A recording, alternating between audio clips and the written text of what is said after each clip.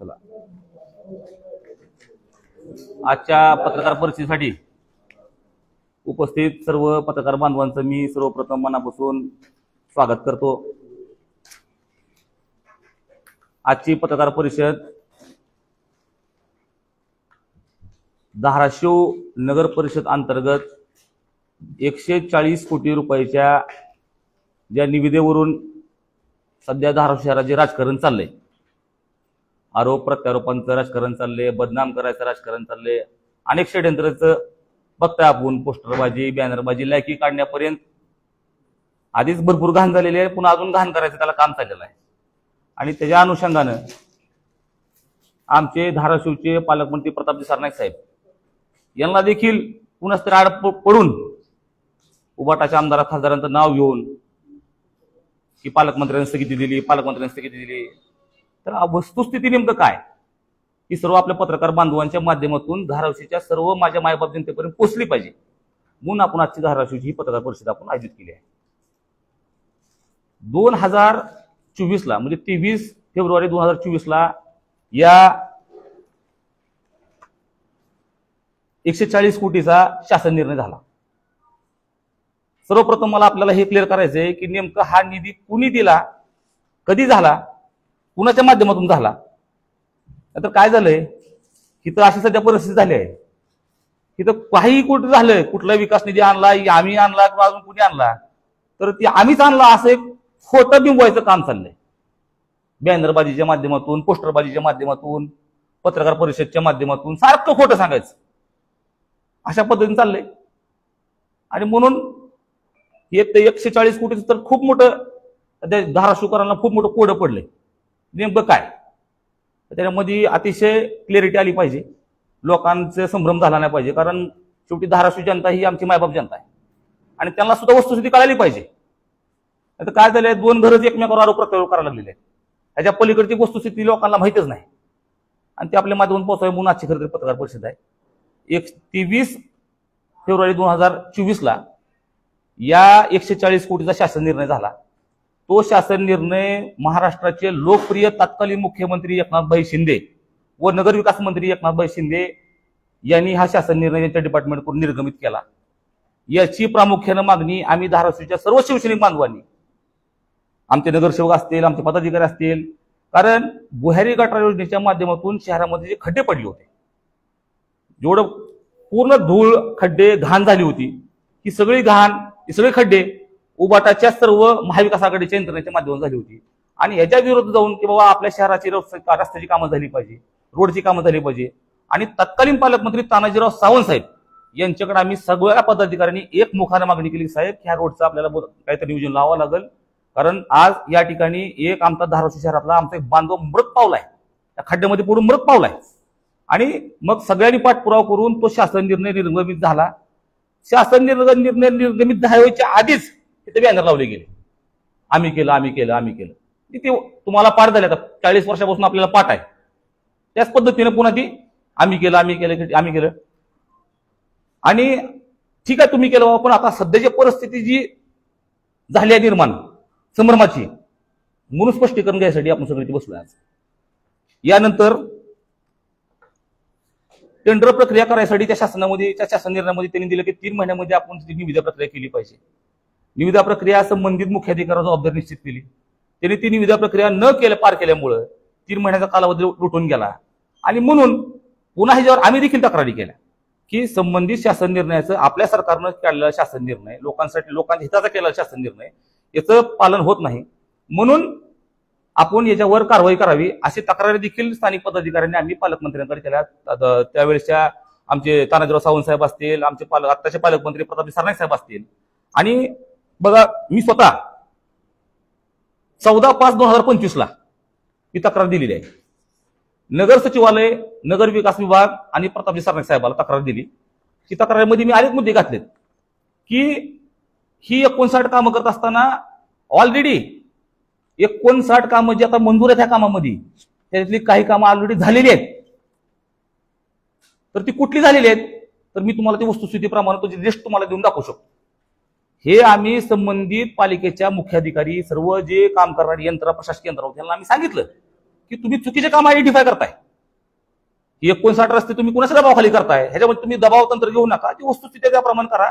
कारण शासनाच्या विविध योजनांच्या माध्यमातून, जिल्हा नियोजन समितीच्या विविध योजनेच्या माध्यमातून हे रस्ते आपले मंजूर आहेत.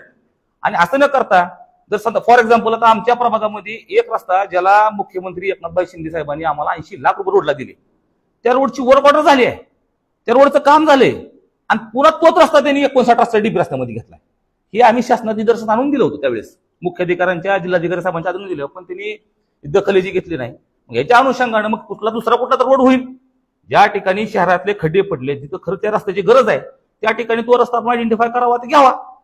तर तसं न करता असे 2-4 ठिकाणी आहेत. एसटी कॉलनी सांदा रोडच्या ठिकाणी असाच एक प्रकार घडलेला आहे, प्रभाग क्रमांक 15 मध्ये असाच एक प्रकार घडलेला आहे, समतानगर मध्ये असाच एक प्रकार घडलेला आहे. ज्या ठिकाणी जिल्हा नियोजन समिती व शासनाच्या विविध माध्यमातून ऑलरेडी कामं मंजूर आहेत, पालिकेने हे सगळं तपासणी केली नाही.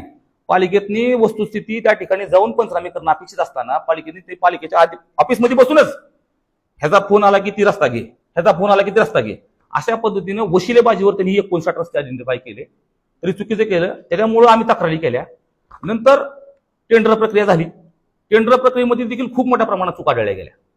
याची देखील तक्रार आम्ही केली आहे, नगर विकासकडे केली आहे, पालकमंत्र्याकडे केली आहे, नगर सचिवालयाकडे केलेली आहे, जिल्हाधिकाऱ्याकडे केलेली आहे, की ह्या टेंडर प्रक्रिया करत असताना ह्याच्यामध्ये तुम्ही त्या संबंधित कॉन्ट्रॅक्टरची बीड कॅपॅसिटी चुकीची तपासणी केली आहे, बीड व्हॅलिडिटी तुम्ही चुकीची तपासणी केलेली आहे, आणि अनेक कागदपत्रांची पूर्तता त्यांच्या नियमांप्रमाणे जे रूल्स अँड रेग्युलेशन असतात टेंडर ऍक्ट प्रमाणे त्याप्रमाणे केलेलं नाही.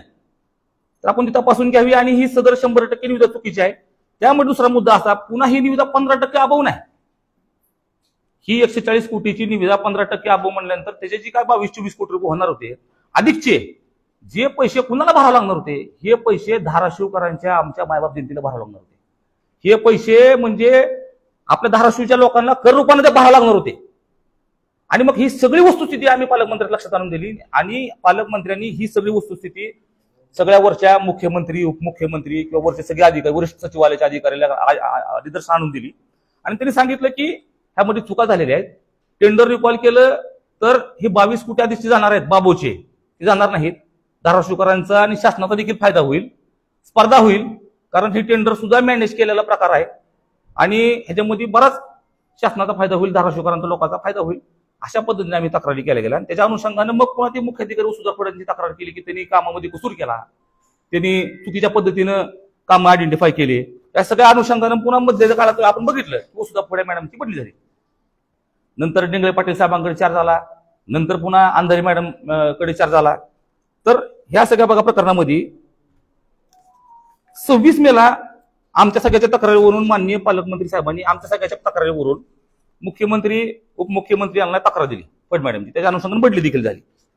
त्यानंतर बघा ही सगळे रस्ते मंजूर करण्यासाठी संबंधित आपल्या नगर परिषदच्या अधिकाऱ्यांनी त्या संबंधित लाडका गुत्तेदार, मी त्या लाडका गुत्तेदार म्हणून आपल्या धाराशिवकरांचा लाडका गुत्तेदार झालाय तो आता सध्या, कारण त्या लाडक्या गुत्तेदाराला वाचवासाठी किती मोठ्या प्रमाणात प्रयत्न चालले आहेत, किती मोठी म्हणजे खोटे प्रयत्न चालले आहेत हे बघून खरं तर मला तर क्यू यायला लागलेली आहे. आणि माझ्या पत्रकार बांधवांना, तुम्हाला सगळ्यांना माझा नम्र विनंती आहे, कळकळीच नम्र विनंती आहे, आपण वस्तुस्थितीच्या पाठीशी राहा, खोट्याला पाठीशी घालू नका. ही सगळं खोटं आणि चुकीचं एकाच्याच घशात घालायचं, लाडक्या गुत्तेदाराच्या घशात घालायचा प्लॅन आहे सगळा. ह्याच्यामधून अनेक आर्थिक लागे म्हणजे आहेत. मग एवढे दिवस निविदा प्रक्रिया प्रलंबित पडली, ती का पडली? तर त्या 15%च्या अभावामुळे पडली. आमची मागणी होती की 15% अभाव द्यायचं नाही. मग इथं विविध पक्षाच्या माध्यमातून आंदोलन केली गेली, उभाटाना उपोषण केलं असेल, राष्ट्रवादी काँग्रेस, आता काल परवाच बघा आमच्या मित्रपक्ष, आमचे शिक्षक आमदार काळे साहेबांनी सांगितलं यासाठी चौकशी नेमली पाहिजे. आज आम्ही शिवसेना म्हणतोय की या प्रकरणाची सखोल चौकशी झाली पाहिजे, निष्पक्षपात चौकशी झाली पाहिजे, दूध का दूध पाणी का पाणी झालं पाहिजे. मग सगळ्या स्तरातून जर चौकशीची मागणी होती आहे तर एकच पक्ष, आमचे मित्रपक्ष भारतीय जनता पार्टी, ह्या भाजप गुत्तेदाराला, त्या कॉन्ट्रॅक्टरला पाठीशी घालायचं काम का करायला लागलेले? हा देखील आम्हाला प्रश्न पडलाय ना. जर याकडे टेंडर 15% अभावून चालले, बघा आता पालिकेमध्ये मी उपनगराध्यक्ष म्हणून काम केले, नगरसेवक म्हणून काम केले, सभापती म्हणून काम केले, आमच्या बॉडीच्या कार्यकाळामध्ये एकही टेंडर अभावून गेलेलं नाहीये. सगळे टेंडर बिलोमध्ये आहेत. 10%, 15%, 20%, 25%, 33% पण टेंडर बिलो आहेत. ह्याच्यामध्ये सर्व धाराशिवकरांच्या लोकांचा फायदा झाला नाही का? ह्याच्यामध्ये शासनाचा फायदा झाला नाही का? मग एकाच गुत्तेदाराला 15% अभाव द्यायचा, ही अट्टास कुणाचा? ह्याला पाठीशी कोण घालतोय? आणि समर्थन मग माझे मी सहकारी भारतीय जनता पार्टी लोक समर्थन का करायला लागले त्याचं? हा देखील आम्हाला प्रश्न पडलाय. आणि बघा आम्ही शिवसैनिक आहेत, जी वस्तुस्थिती आहे आम्ही ती मांडणार, जे खरं आम्ही ते बोलणार, आम्ही खोट्या समर्थन करणार नाही. काम तर आमच्याच सरकारनं मंजूर केलेलं आहे, आमच्या मुख्यमंत्र्यांनी केलेलं आहे, आमच्या पालकमंत्र्यांनी मंजूर केलेलं आहे. ते देखील तुम्ही म्हणताय ना आम्ही मंजूर केलं, ठीक आहे बाबा तुम्ही केले, पण एवढ्या प्रमाणात 15% अभावनं करायचं, त्याला पुन्हा पाठीशी घालायचं, तर ही ती चुकीचं आहे, ती चुकीचं आहे. ही म्हणायची ताकद आम्ही शिवसैनिकांमध्ये आहे. आणि म्हणून ही सगळी प्रक्रिया होत असताना बरं का, नंतर पालकमंत्र्यांच्या तक्रारीच्या अनुषंगानं ज्या नगर सचिवालयामध्ये ज्या सुनावण्या झाल्या, ज्या राज्य प्रकल्प समितीने हिअरिंग घेतली, राज्य प्रकल्प समितीने बघा 11 जूनला राज्य प्रकल्प समितीने एक बैठक घेतली. त्या बैठकमध्ये त्यांनी त्या इतिवृत्तामध्ये त्यांनी ती सगळं पूर्ण दिलंय. मी दिले आपल्या सगळ्याला, आपल्या बांधवांना सगळ्याला दिलंय मी, आपण ती वाचून बघावं, वस्तुस्थिती बघावी की 11 जूनच्या त्या राज्य प्रकल्प समितीने बीड कॅपॅसिटीची त्याची तपासणी चुकली आहे, तो पात्र नाही आहे. बीड व्हॅलिडिटी त्याची चुकली आहे, तो पात्र नाही आहे. आणि अनेक कागदपत्रांच्या त्रुटी आढळल्यात असं कोण म्हणतंय? नगर सचिवालय किंवा ते सचिव म्हणतात, संबंधित डिपार्टमेंटचे नवी दोन सचिव म्हणतात. आणि त्याच्याप्रमाणे पुन्हा ही निविदा फेरनिविदा काढायचे आदेश दिले गेले. आणि पुन्हा मध्येच काहीतरी दबावतंत्र वापरलं गेलं, पुन्हा त्या डिपार्टमेंटनं बैठक लावली, पुन्हा सांगितलं गेलं की आता एकदा एखाद्या इतक्या उच्चस्तरीय अधिकाऱ्यानं सचिवांना जर सांगितलं की ही सगळ्या चुका आहेत, ही प्रोसिडिंगला तुम्ही घेतलंय, इतिवृत्ताला तुम्ही घेतलंय की सगळं चुकलंय, चुकीचं केलंय, बीड कॅपॅसिटी चुकीची आहे, बीड व्हॅलिडिटी चुकीची आहे, कागदपत्राची पूर्तता नाही, आणि पुन्हा तुम्ही म्हणताय की ही आता तुम्ही तुमच्या लेवलला सगळं तपासून कार्यालयात आदेश द्या. दुसऱ्या मिटिंगला म्हणजे साधारणतः 25 सप्टेंबरच्या 18 सप्टेंबरला मिटिंग झाली, 25 सप्टेंबरला त्याचा इतिवृत्त झाला दुसऱ्या मिटिंगचा बरं का. जी मिटिंग दबावाखाली घेतली गेली, सचिवावर दबावाने घेतली गेली नगर विकासच्या, आणि त्या मिटिंगमध्ये सांगितलं गेलं की तुम्ही जिल्हाधिकारी मुख्याधिकाऱ्यांनी सगळं डॉक्युमेंट तपासा आणि तुम्ही त्याचं वर्क ऑर्डर द्या. मग इथं जे आपल्या मुख्याधिकारी आहेत, महामहिम मुख्याधिकारी नवीन आलेत बरं का, पहिले 1-2 महामहिम होऊन गेले, तर तिसरी आता महामहिम मुख्याधिकारी आलेले आहेत आपल्या इथं. आपल्याला परिस्थिती येईल ह्याची हळूहळू मुख्याधिकाऱ्यांची. तर त्यांनी हे बीड कॅपॅसिटी, मग नगर सचिवांना काय सांगितलं की तुम्ही बीड कॅपॅसिटी तपासा, बीड व्हॅलिडिटी तपासा. तुम्ही तपासली का? मुख्याधिकाऱ्याने बीड कॅपॅसिटी बीड व्हॅलिडिटी तपासली का? मग आता तुम्हाला पत्रकार बांधवांना माझी नम्र विनंती आहे, आपण त्या मुख्याधिकारी मॅडमला प्रश्न विचारा किंवा आमचा निरोप लोकांपर्यंत पोहोचवा, जनतेपर्यंत पोहोचवा आमचा आवाज. मुख्याधिकाऱ्यांनी, नगर परिषद धाराशिवच्या मुख्याधिकाऱ्यांनी या कामाची बीड कॅपॅसिटी बीड व्हॅलिडिटी तपासली का? असं न करता फक्त टेंडरचं जेव्हा आता हातातून काम निघून जाणार आहे म्हणून संबंधित राजकीय पुढारी, लाडका गुत्तेदार आणि मुख्याधिकारी तिघांनी मिळून बसून मुंबईत मिटिंग केली की आता 15%चं काम काय आपल्या हाताला लागणार नाही. आधीच आपलं वर्ष वाया गेले 15%मध्ये, लोक सगळी तक्रारी करायला लागलेली आहेत आणि आता आपल्याला ही ऍस्परेटनं मंजूर करावं लागेल. असं म्हणून फक्त ऍस्परेटच्या 15%च्या नावाखाली त्यांनी ती बीड कॅपॅसिटी बीड व्हॅलिडिटी सोडून खूप मोठ्या प्रमाणात आर्थिक व्यवहार काढला गेला.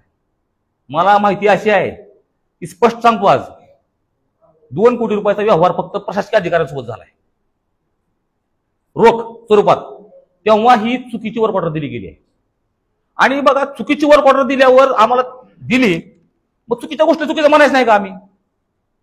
तुम्ही कसं बी नसले तर आम्ही चांगलं असले म्हणायचं का आम्ही? तुम्ही जी चुकीचं केले, अतिशय चुकीचा घाट तुम्ही घातलाय, जे चुकीचं केलंय, ज्याचा आम्ही आज वर्षाला पाठपुरावा करतोय, ज्याला चुकीचा म्हणून आम्ही पाठपुरावा करतोय. मग पुन्हा सगळे पदाधिकारी मिळून पुन्हा आम्ही सगळ्या वरच्या मुख्यमंत्री साहेबांकडे आम्ही गेलो, फडणवीस साहेबांना आम्ही भेटलो, आम्ही एकनाथ शिंदे साहेबांना भेटलो आणि त्यांना सगळ्याला विनंती केली की फडणवीस साहेबांकडे जी केली आम्ही विनंती केली की साहेब आपलं पारदर्शक सरकार आहे, आपण पारदर्शक सरकारच्या पद्धतीने काम करतो किंवा आपल्याला ती एक नाव आपल्याला आहे आपल्या सरकारला की फडणवीस सरकार म्हणजे पारदर्शक सरकार. आणि मग हे सगळं त्यांनी वाचून बघितलं आणि अशा पद्धतीने आपण जर काम केले तर आपलं सरकार बदनाम होईल आणि म्हणून ह्या कामाला आपण साहेब स्थगिती द्यावी, वस्तुस्थिती आपण तपासा. आणि म्हणून फडणवीस सरकारनं कालच्या 28 तारखेला या कामाला स्थगिती दिली. स्थगिती आदेश सुद्धा आपल्याला मिळाला, मी दिल्या सगळ्याला आपल्याला. अशा पद्धतीमध्ये मग ही सगळं झालं. आता शेवटला काय केलं, आता बॅनरबाजी, पोस्टरबाजी आणि काय सांगायचं, पुन्हा सुद्धा आड पडून पुन्हा पालकमंत्र्यांची बदनामी करायला सुरुवात केली की ह्यांनी हातापाया पडले, त्यांनी पक्षप्रवेश करतो म्हणला म्हणून पालकमंत्र्यांनी स्थगिती द्यायला सांगितली. ही स्थगिती फडणवीस सरकार दिलेली स्थगिती आहे. ही स्थगिती का तुमची आमच्या घरची स्थगिती नाही. आम्ही वस्तुस्थितीप्रमाणे तक्रारी केल्या आणि त्याप्रमाणे स्थगिती दिली गेली. आता ह्याच्यानंतर ह्याच्यात पुढची मागणी आता अशी आहे ह्याच्यामध्ये जो काय गैरव्यवहार आर्थिक व्यवहार जेवढ्या मोठ्या प्रमाणात झालेला आहे याची राज्य शासनाकडे आम्ही उद्या सोमवारी जाऊन सगळे पदाधिकारी जाऊन मागणी करणार आहेत. याच्यावर उच्चस्तरीय अधिकाऱ्यांची नेमणूक झाली पाहिजे. या सगळ्या प्रकाराची सखोल चौकशी झाली पाहिजे. आर्थिक लागेबांधे यांचे सीडीआर तपासले पाहिजे. म्हणजे बघा ह्या सप्टेंबर आणि ऑक्टोबर 28 ऑक्टोबर कालच्या स्थगितीपर्यंत ते कुणाकुणाचे कॉल कुणाकुणाला गेलेत आम्ही लिखित तक्रार देणार आहे. कॉन्ट्रॅक्टरचे अधिकाऱ्यांचे सीडीआर सुद्धा यांची तपासली पाहिजे.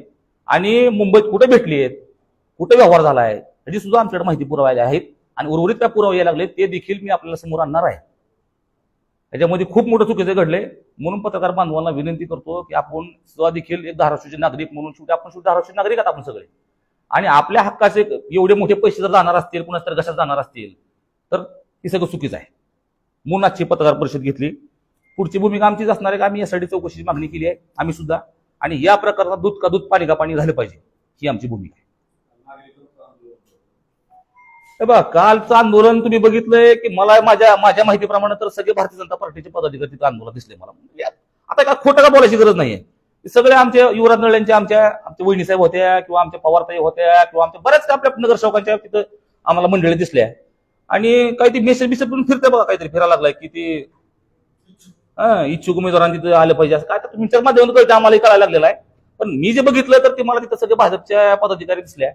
आणि आता असं वाटायला बरं असं वाटलं काल एकंदरीत की ती आता भाजपचीच पदाधिकारी भाजपचेच कार्यकर्ते ते फडणवीस सरकारच्या विरोधात आंदोलन करायला लागलेले आहेत का असं वाटलं बरं काल. भाजपचेच पदाधिकारी भाजपचेच कार्यकर्ते फडणवीस सरकारच्या विरोधात आंदोलन करायला लागलेले आहेत का हा देखील माझा भाजपच्या कार्यकर्त्यांना किंवा भाजपच्या माझ्या सगळ्या मित्र पक्षांना त्यांना त्यांनी उत्तर द्यावं. माझे भारतीय जनता पार्टी जिल्हाध्यक्षावर बोललेत तर त्यांनी सुद्धा उत्तर द्यावं. भारतीय जनता पार्टीच्या आमदार साहेबांनी उत्तर द्यावं की काल भारतीय जनता पार्टीच्या जे का पदाधिकारी महिला पदाधिकारी तिथे येऊन आंदोलन केले की तुम्ही फडणवीस सरकारच्या विरोधात आंदोलन केले का. 2 कोटी गुत्तेदारांना नगरपालिकेच्या अधिकाऱ्यांना दिले. आता थोडस मला अजून स्पष्ट त्यामध्ये आहे. 100% तशीच परिस्थिती आहे. मला जी माहिती मिळायला लागलेली आहे माझ्याकडे काय डाटा आज आलेला आहे मी म्हणून सीडीआर तपासण्याची आम्ही मागणी केलेली आहे. आणि काही फुटेज पण आम्हाला मिळणार आहेत मुंबईतले अशी काय माहिती आम्हाला कळते कुठं बैठक झाल्या सगळे नक्की करणार आहे. कारण 100% बघा तुम्ही बीड कॅपॅसिटी तपासली नाही बीड व्हॅलिडी तुम्ही तपासली नाही तुम्हाला नगर सचिवांना सांगितलंय आणि एवढा मोठा आर्थिक व्यवहार करून तुम्ही करताय ना तर धाडस फार मोठं त्यांचं दिसायला लागलेलं आहे.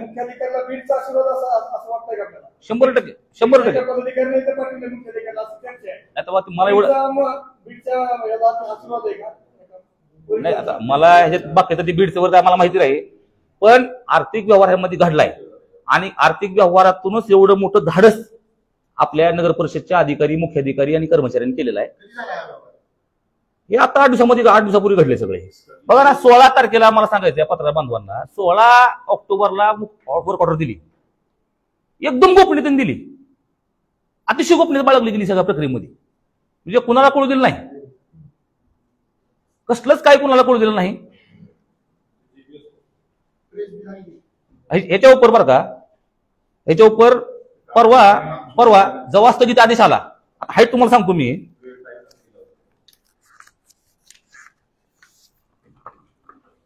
बरं का हाईट तुम्हाला सांगतो मी 28 तारखेला जेव्हा स्थगिती आदेश आला शासनाकडून फडणवीस सरकारकडून जेव्हा स्थगिती आदेश आला त्या आदेशानंतर लगेच लागेबांध किती बघा अधिकाऱ्याचे कॉन्ट्रॅक्टर लोकांची काल लागेबांध कितीच बघा की तिकडून आदेशाला प्राप्त झालाय आणि प्राप्त झाल्यावर सुद्धा तिथं कर्मचारी पाठवून तिथं लगेच ते जीसीबी बोलवून त्या कॉन्ट्रॅक्टरच्या घरापाशी फोटो काढलाय पुढे 2 ठिकाणी फोटो काढलाय अशी वस्तू तिथे भासवली खोटी की काम चालू केले म्हणजे उद्या ह्याला कोर्टात सुद्धा जायला यावं या कामाला आम्ही काम चालू केले व प्रत्यक्षात काम चालू केले काम पुढे चालू केलेलं नाही काही नाही. आपण पत्रकार बांधव सुद्धा आहात ही सुद्धा परिस्थिती आपण लोकांच्या निदर्शनास दिली पाहिजे. आता बघा ह्याच्यामध्ये फोटो आहेत काढलेले खोट आहे सगळे ही सगळे जीपीएस मध्ये फोटो काढले त्यांनी जीपीएस मध्ये का आता मला सांगा डेट टाइम बदलता येते आपल्याला आपलं सुप्रमाण टाइम टाकता येते. आता मी कालच्या तारखेचा फोटो तुम्हाला देऊ शकतो जीपीएसचा त्याला लय विषय नाही ना. हे असे सगळे खोटे फोटो काढले गेले नगर परिषद कर्मचारी ही सगळ्या नगर परिषदेचे कर्मचारी मुख्याधिकाऱ्यांनी मिळून या गुत्तेदाराला पाठीशी घालायचं काम चालू आहे. आता मग एवढं धाडस बघा ना तुम्ही आदेश प्राप्त झाल्यानंतर तुम्ही जाऊन फोटो काढताय गुत्तेदाराला पाठीशी घालायसाठी कारण उद्या गुत्तेदारांना कोर्टात जाऊन पुन्हा काम चालू करण्यासाठी प्रयत्न करावे. एवढी मोठी विषय असा आहे की हो बघा आम्ही नाही ना केलं ना किती दिली ना सगळ्यांनी मिळून आम्ही मुख्यमंत्री साहेबाला भेटलो हा बघा एक उत्तर येते उत्तर येतो मी मोदी साहेबाचं की मुख्यमंत्री साहेबाला आम्ही भेटलो शेवटी ते राज्याचे प्रमुख आहेत आमच्या महाविकास आघाडीचे ते प्रमुख मुख्यमंत्री आहेत त्यांनाही भेटलो आम्ही आणि आम्ही आमच्या मुख्यमंत्र्याला भेटलो एकनाथ शिंदे साहेबाला त्यांना सगळी वस्तू सांगितली की कसं खोटं केलंय सगळं हे कसं चुकीचं केलंय सगळं आणि मगच तुम्ही स्टे दिला ना हा खोटं सांगितलं गेलं सगळं वरी सगळं चुकीचं सांगितलं चाललंय वरी सांगितलं चाललंय की खाली आम्हाला कसा पद्धतीने त्रास द्यायला लागले चुकीचं असं वेगळं भासवलं चाललंय आम्हाला उबाट अशा पद्धतीने त्रास द्यायला लागलेला आहे आम्हाला मित्र पक्ष अशा पद्धतीने त्रास द्यायला लागले त्रास तर ही द्यायला लागले आम्हाला सगळ्याला भारतीय जनता पार्टीचे प्रमुख इथले करतात सगळे प्रमुखच सगळे आता घ्या की प्रमुख कोण आहेत अहो प्रमुख एक कुठं आहे त्यामध्ये एक असलं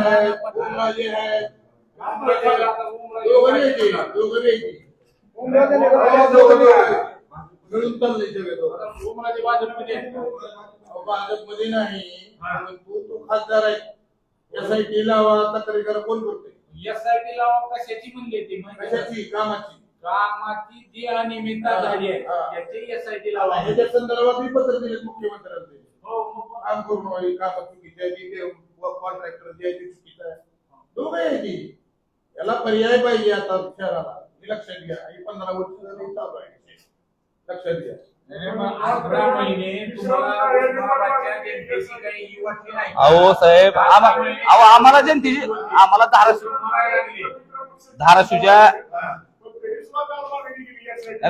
धाराशिवच्या जनतेची जर काळजी नसती 140 कोटी दिले असते सरकारनं आपल्या कुणी दिले पैसे मला सांगाय आता 15% आपण द्यायचं एक मिनिट 15% आपण द्यायचं का त्याला म्हणून तर अडकून पडलं ना 15% नको नको म्हणून तर 15% द्या ही कोण म्हणत होतं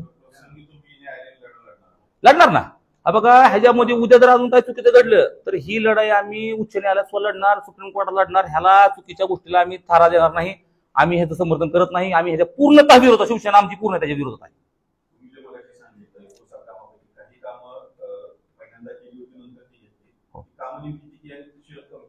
एक 2-3 काम आहेत बघा त्यातले एक 2-3 कोटी रुपयाची कामं त्यामध्ये असतील साधारणतः जे चुकले गेलेत डबल म्हणजे ऑलरेडी कामं झालेत 30 कामं दाखवलीत त्याची ते फार 2-4 महिने आधी कामं संपलीत ती शेवटी काय होतं बघा शासनाच्या माध्यमातून मिळणारा निधी आणि जिल्हा नियोजन समिती माध्यमातून जो नगर परिषदेला मिळणारा निधी आहे तो पालिकेकडेच येतो ना मग पालिकेच्या अधिकाऱ्यांचं बघायचं कन्फर्म करायचं व्हेरीफाय करायचं काम नाही का त्यामुळे एकदम सुस्त प्रशासन ह्याला काही लोकांना जनतेचं देणं घेणं नाहीये ह्याच्यावर पुन्हा कुणीतरी काहीतरी सांगितलं की त्या लोकांनी ऐकायचं फोन करून ऐकायचं आम्ही त्याला सांगितलंय म्हणून तक्रारी केल्या ना आम्ही तक्रारी का केल्या ही सगळं आम्ही कशामुळे तक्रारी दिल्या हे तक्रारी द्यायचं कारण तेवढं आहे की सगळं चुकीचं चाललंय एकाच माणसाला पाठीशी घालून एकाच माणसाला 15% नाबवरून काम द्यायचं सगळा जो घाट घातला गेला सगळं ठरवून केलं गेलं सगळं मॅनेज करून केलं गेलं म्हणून ह्याला आमचा विरोध आहे ह्या ज्यातलं एकही काम आज जर कुठले पुढारी आणि कोण जरी प्रयत्न करायला लागलेत ह्यातलं एकही काम या काही कार्यकर्त्याला मिळणार नाही त्यामुळे माझं त्या कार्यकर्त्याला असं सांगणं आहे की लय बाबून अंगावर कोणाला घेऊ नका तुम्हाला कोणाला काही मिळणार नाही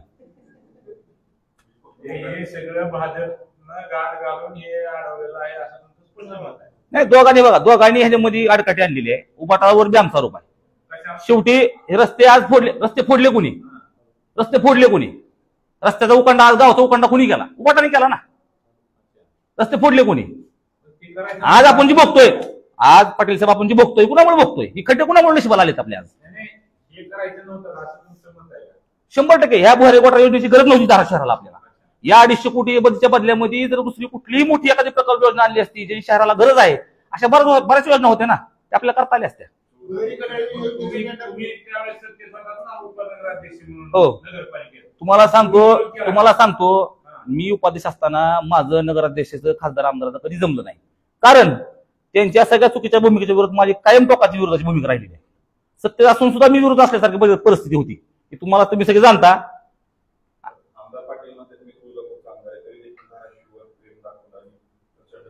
नाही बघा मी स्पष्ट सांगतो आपल्याला अजून सुद्धा ठामपणानं हा 140 कोटीचा निधी आमचे तत्कालीन मुख्यमंत्री नगर विकास मंत्री एकनाथ शिंदे धाराशिव तत्कालीन पालकमंत्री तानाजीराव सावंत साहेब आणि आम्हा शिवसेनेच्या पदाधिकाऱ्यांच्या माध्यमातून आलेला निधी आहे.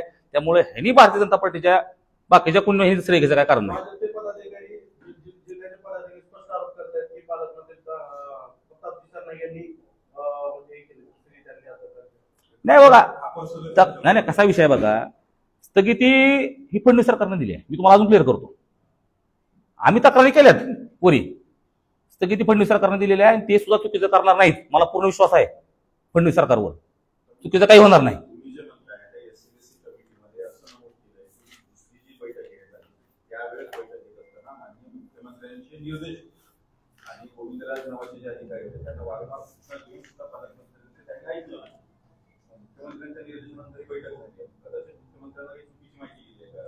शंभर टक्के ज्या वेळेला पहिली बैठक झाली बघा, तुम्हाला मी सांगितल्याप्रमाणे पहिली बैठक झाली 11 जूनला, दुसरी बैठक झाली 18 सप्टेंबरला, पण त्याचा इतिवृत्त आला 25 सप्टेंबरला आमच्याकडे. तर पहिल्या बैठकीत त्यांनी काय सांगितलं, एखादा सचिव लेवलचा एवढा उच्चस्तरीय अधिकारी एकदा सांगतो की याची बीड कॅपॅसिटी चुकली आहे, याचं बीड व्हॅलिडिटी चुकली आहे, कागदपत्रांची पूर्तता अपूर्ण आहे, म्हणून टेंडर रिकॉल करा. आता सचिवानं तर सांगितलं की टेंडर रिकॉल करा, पुन्हा त्याला चुकीचं मिसगाईड करून मुख्यमंत्र्यांची दिशाभूल करून पुन्हा दबाव आणून ते टेंडर वर करावं. त्याच्यामध्ये स्वतःने दुसऱ्यांना म्हणले बरं का, माझ्याकडे डॉक्युमेंट आहे, त्यांनी काय म्हणले बघा, दुसरं इतिवृत्त तारखेचा 11 जून दुसरा इथं त्यांनी काय त्यामध्ये म्हणलंय, त्यामध्ये त्यांनी म्हणलंय की पुन्हा आपण बीड व्हॅलिडिटी तपासा, बीड कॅपॅसिटी तपासा, कागदपत्र तपासणी पूर्ण करा. ही सगळी जबाबदारी त्यांनी मुख्यमंत्र्यावर निर्देशित केली, मुख्याधिकाऱ्यावर निर्देशित केली. मुख्याधिकाऱ्यांनी सगळं तपासायचंय. मग मुख्याधिकाऱ्यांनी bid validity, bid capacity, document तपासले का, डायरेक्ट पैसे घेऊन वर्कआउट देऊन टाकले, असा माझा आरोप आहे. आता मुख्याधिकाऱ्यांनी जी काय ह्याच्यामध्ये गोड बंगाल केलंय की कुणाकुणाचं ऐकून पैसे घेऊन, आम्ही सगळं शिष्टमंडळ शिवसेना पक्षाचं सोमवारी मुंबईला जाऊन या मुख्याधिकाऱ्यांची देखील आम्ही लिखित तक्रार करणार आहेत. यावर यासाठी स्थापन करा आणि हे दूध का दूध पाणी का पाणी झालं पाहिजे. पालकमंत्री साहेबांचं जे दुसरं पत्र होतं त्याच्या पहिल्या पत्रामध्ये असं म्हणणं होतं की त्यांचं तत्कालीन मुख्याधिकारी मुस्तफा यांचं निलंबन करा आणि त्याच्यानंतर त्यांची बदली करण्यात आली. परंतु त्यांच्या मागणीप्रमाणे निलंबनाची कारवाई झाली नाही, त्याच्यासाठी काही राजकीय नेत्यांनी दबाव टाकला. बदली झाली त्यांची, पण त्यांची बदली झाली, निलंबन झालं नाही पण त्यांची बदली झाली, पण त्यांची त्या प्रकारामध्ये बदली केली. निलंबनाची मागणी होती पण त्यांची पुन्हा त्या प्रकारामध्ये बदली केली गेली आणि नवीन मुख्याधिकारी आहेत. निलंबन आपल्यातल्याच काही नेत्यांनी थोडस असं कळतंय, आम्हाला माहिती कळते. शेवटी बघा ते शेवटी महाविकास आघाडीचा माहितीचा विषय हा. नगरविकास खातं किंवा ही फडणवीस सरकार किंवा आमचं शिंदे साहेब हे सगळं मिळून करायचा विषय. वरच्या लेवलला कुठल्याही प्रकारचे नाहीत, खालून चुकीचं मिसगाईड दिलं चाललंय, खालून चुकीचं सांगितलं चाललंय. सरकारमध्ये आहो साहेब, एक वेगळं खातं थोडीच आहे, वेगळं नाही करू शकत तुम्ही.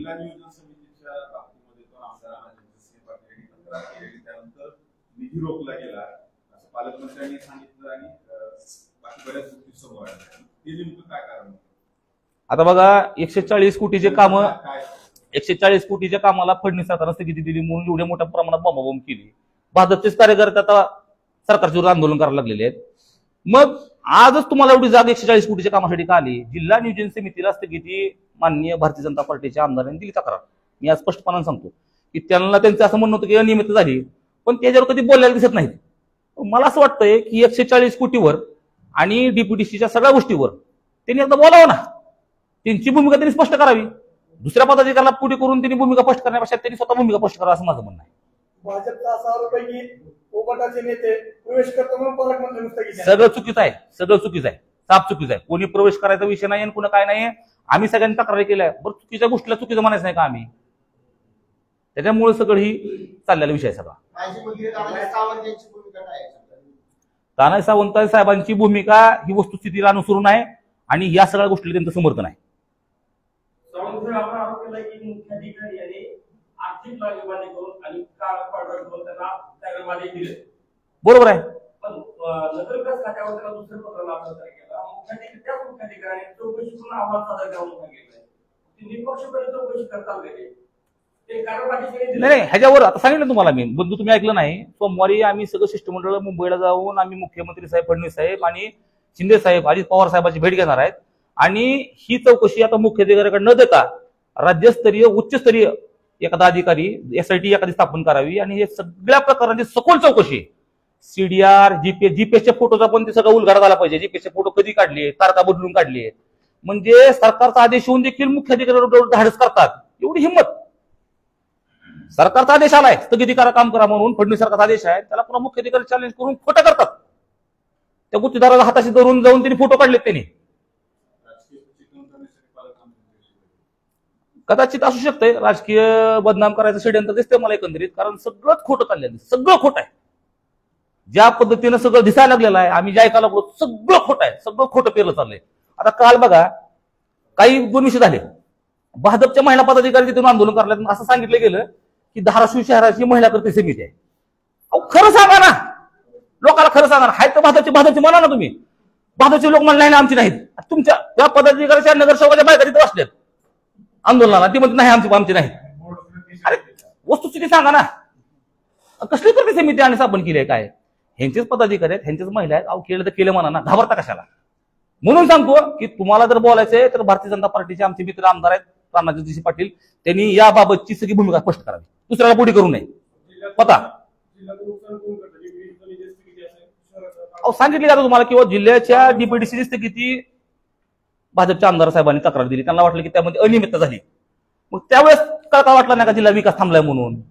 8 महिने आम्ही 100 भेटलोय, मुख्यमंत्र्यांना भेटलोय, उपमुख्यमंत्र्याला भेटलोय, त्यांना भेटलोय, विनंती केली संपवा विषयी.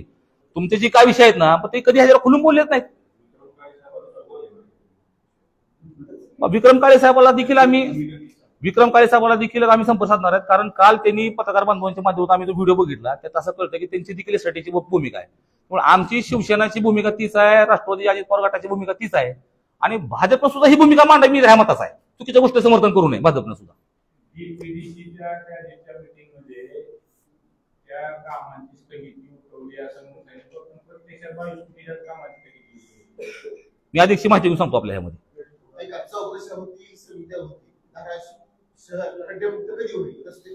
लवकरात लवकर ही चौकशी समितीचा अहवाल पूर्ण झाला पाहिजे. आम्ही थांबणार नाही आता, लवकरात लवकर, कारण ऑलरेडी या लाडक्या गुत्तेदाराच्या नादाला ह्या लोकांनी लागून 18 महिने घालवलेत.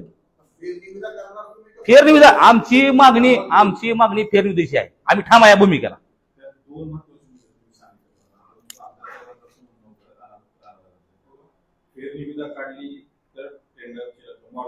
नाही चुकीचं सांगितलं त्यांनी.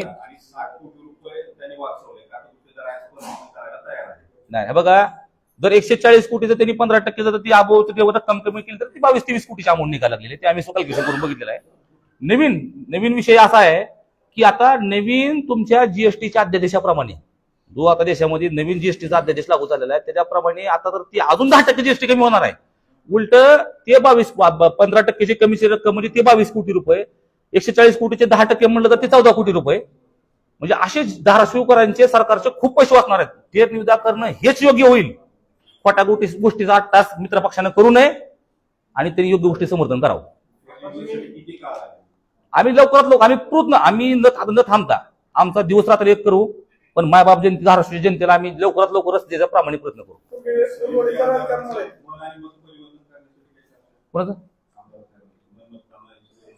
ठीक आहे, पुढचं काय बघू आता. ह्या विषयावर तर काय नाही, पण वेगळ्या विषय या विषयात तर काय होईल असं वाटत नाही. पण वेगळ्या विषयाच्या अनुषंगानं माझा प्रश्न आंदोलन माहिती आहे का?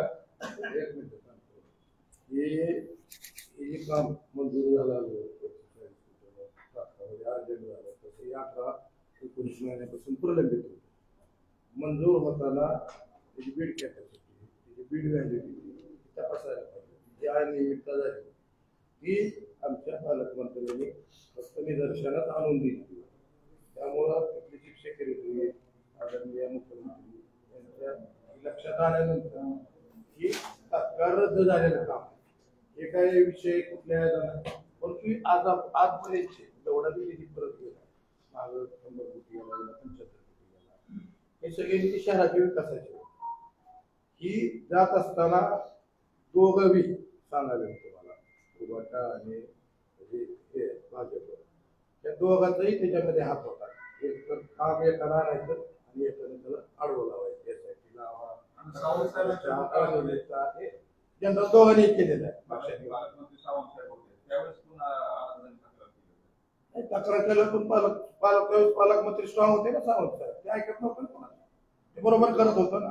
परंतु आज काय झाले, यांनी 15 वर्ष झाली बघा तुम्ही सत्ता कुणाचे, कधी बोमराजे असते कधी राणा पाटील असते, ही शहर त्यांनी चालवली.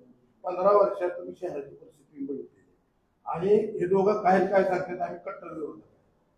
मी सांगतो अजिबात मी कट्टर विरोधात नाही, हे दोघं एक आहे.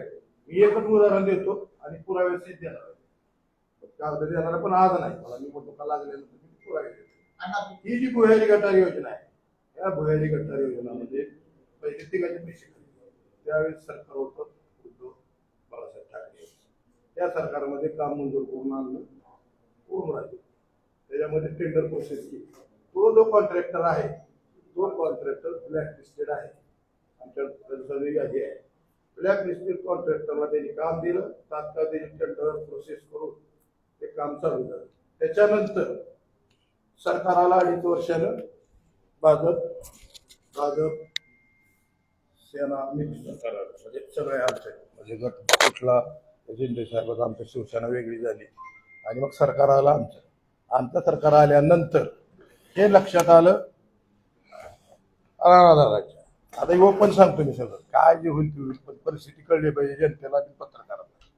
ज्यावेळेस हे टेंडर झाल्यानंतर ह्यांच्या लक्षात आल्यानंतर ह्यांनी वर केंद्रात अमित शहांबरोबर चर्चा केली की बाबा हा जो कॉन्ट्रॅक्टर आहे त्या भुयारी गटार ब्लॅकलिस्टेड आहे, याला काम दिले गेले तर हे थांबवलं पाहिजे. पण ज्यावेळेस शहासाहेबाच्या ऑफिसमधून ही सगळी माहिती घेतली गेली तरी टेंडर प्रोसेस पूर्ण संपलेली होती, त्याचं काम चालू झालेलं होतं, त्याचं मटेरियल येऊन पडलेलं होतं, त्याच्यामुळे त्याला काय करता आलं नाही, त्याच्यावर काय करावं लागेल.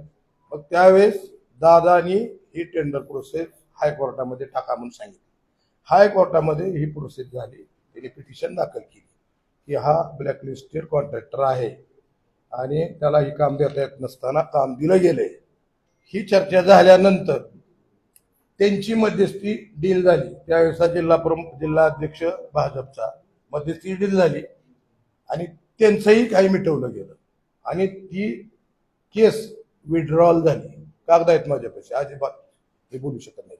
आता किती कमिशन घेतलं, काय घेतलं, म्हणजे ही जी दोघांची भांडणं चालू आहेत ही भांडणं टोटल चुकीची आहेत. फक्त जनतेची दिशाभूल आणि तिसरा कोणी माणूस इथं तयार झाला नाही पाहिजे ही भूमिका यांची आहे.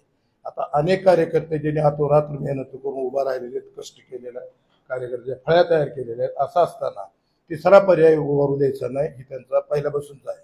आता ही संधी आहे लोकांना या नगरपालिकेच्या माध्यमातून हे देऊन सोडून तिसरा पर्याय आपल्याला निवडता येईल का आणि तिसरा पर्याय निवडला पाहिजे या भूमिकेचा मी आहे. आणि पार्टीनं सुद्धा आता जी भूमिका आहे पार्टी सुद्धा स्वतंत्र लढलं पाहिजे ही पार्टीची आमच्या भूमिका आहे. त्यामुळे आम्ही स्वतंत्र लढण्याची तयारी केलेली आहे.